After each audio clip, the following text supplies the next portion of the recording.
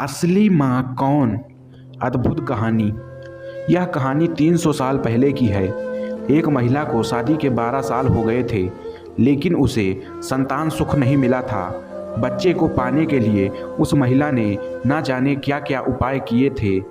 डॉक्टरों के पास गई थी, बाबा भक्तों के पास गई थी, जिसने जिस मंदिर, जिस मस्जिद, गुरुद्वारा या चर्च में जाने के लिए कहा, उस हर जगह पर गई थी। जिस भगवान का नाम लेने के लिए कहा, उस भगवान का नाम लिया था, और जितने उपाय या उपवास करने के लिए कहे, सब किए थे। कहते हैं ना कि अगर दिल से और तन मन धन से कोई चीज़ चाहो तो मिल ही जाती है। इस महिला को भी उसकी तपस्या का वरदान उसके बेटे के रूप में मिल ही गया। 12 सालों की दुख, दर्द और पीड़ा अपने बेटे का चेहरा देखते ही सुख, खुशी और संतुष्टि में बदल गया। लेकिन अभी शायद उसकी तपस्या बाकी थी। शायद भगवान को अभी उसकी और परीक्षा लेनी थी। जब उसका बच्चा 1 वर्ष का हुआ तो एक दूसरी महिला ने उसका बच्चा चुरा लिया। सोचिए, उस माँ की मनस्थिति क्या होगी जिसने दुनिया में सबसे ज़्यादा जिस बच्चे के लिए अपनी ज़िंदगी जी थी, उससे उसका बच्चा ही छीन गया हो। उसे ऐसा लगा जैसे किसी ने उसका बच्चा नहीं, उसके शरीर से उसकी आत्मा ही चुरा लिया हो। उस दिन से उस माँ का जैसे खाना पीना, सोना सब छूट गया था। उसे ना भूख लगती, ना प्यास लगती और ना नींद आती। जो हार मान जाए वह माँ कैसी। अपने बच्चे को ढूंढने में उसने ज़मीन आसमान एक कर दिया, और आखिरकार उसने अपने बच्चे का पता लगा ही लिया। वह पहुंच गई उस चोर महिला के पास अपने बच्चे को वापस लेने के लिए।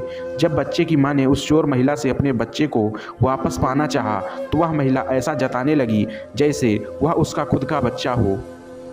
जब बच्चे की माँ को लगा कि किसी भी तरह से बात बनती नज़र नहीं आ रही है, तब वह इस मुद्दे को राजा के पास लेकर गई।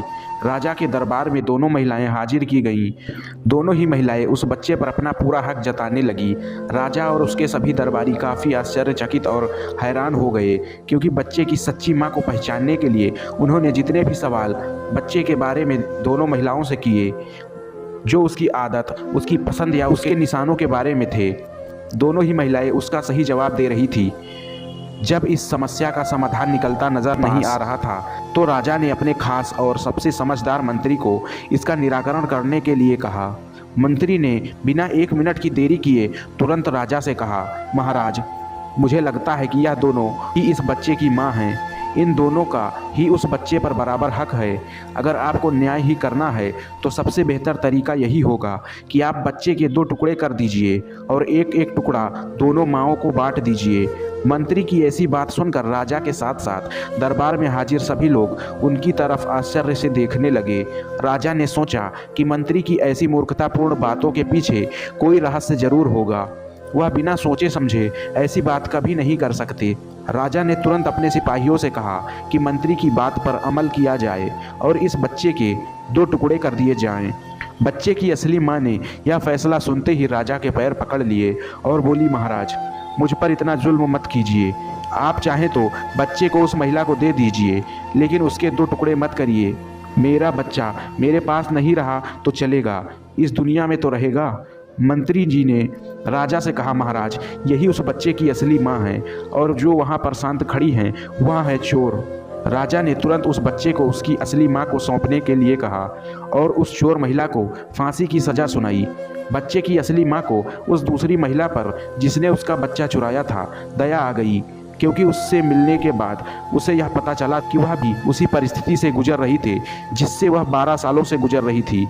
इस महिला ने अपने बांझपन के चलते अपनी गोद भरने के लिए इस बच्चे को चुराया था, और चुराने के बाद भी वह उस बच्चे को अपने खुद के बेटे की तरह ही प्यार करती थी। बच्चे की असली माँ ने दरबार में विनती कर उस महिला को माफ़ करने के लिए कहा। दोस्तों, यह कहानी हमें बताती है कि कैसे एक माँ अपनी औलाद के लिए कुछ भी कर गुजरती है, और यह भी सच बात है कि एक माँ का दर्द दूसरे माँ से ज़्यादा कोई नहीं समझ सकता। आशा करते हैं यह कहानी आपको पसंद आई होगी। अगर यह कहानी आपको ज़रा सी भी अच्छी लगी है तो प्लीज़ इस वीडियो को लाइक करना बिल्कुल ना भूलें, और हमारे इस चैनल को सब्सक्राइब करके अपना सपोर्ट ज़रूर दिखाएं।